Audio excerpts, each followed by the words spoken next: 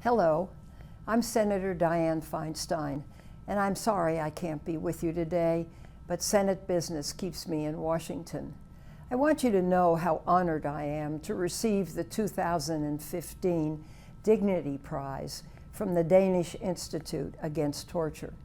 It's an honor to stand shoulder to shoulder with you in this important work.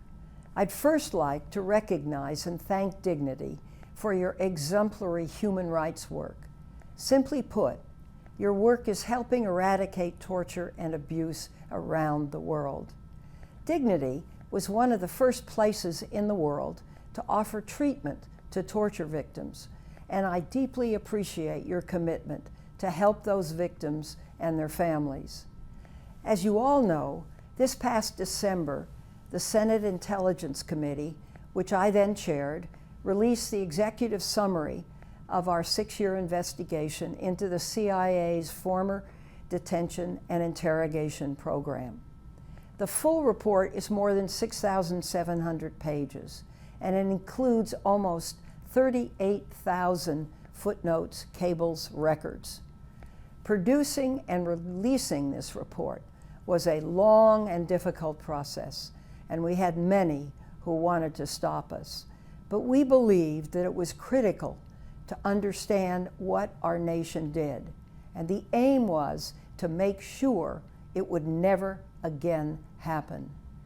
After we released the report, I was joined by a true American hero, Senator John McCain, in writing legislation that would end the United States government use of coercive interrogations and secret detentions once and for all. In other words, a law. I hope and believe that this legislation will be signed into law soon. The bill carrying it is before us this week. I don't know what will happen and what the president will do, but hopefully we're going to be able to get it done. Thankfully, we've had partners like you at Dignity along the way who have continued to remind governments that torture can never be justified or condoned. So thank you so much for your support. I'd like to conclude by sharing an excerpt of a speech I recently came across. It's a speech by a good friend of mine, George Shultz, President Reagan's Secretary of State. He gave it in 1984. We live in a very different world today, but I think his words still ring true about terrorism today. And this is what he said. As we fight this battle against terrorism, we always must keep in mind the values and way of life we're trying to protect. Clearly, we will not allow ourselves to descend to the level of barbarism that terrorism represents.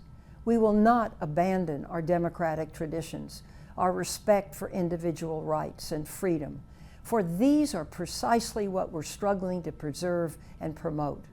Our values and our principles will give us the strength and confidence to meet the great challenge posed by terrorism.